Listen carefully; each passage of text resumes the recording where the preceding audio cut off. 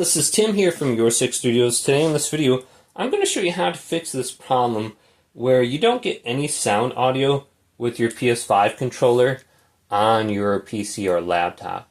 So if you connect your PS5 controller to your PC, a lot of times it's going to think this speaker is a speaker for the audio on your computer.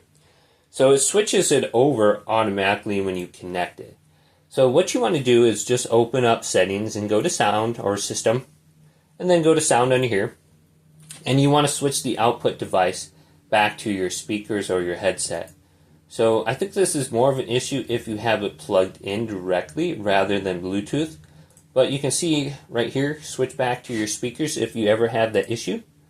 Or go down to sound right here, go to your sound output right here, and then switch back to your speaker or your headset, because your computer thinks your PS5, your PS4 controller is a speaker for your computer. So hopefully this video did indeed help you out.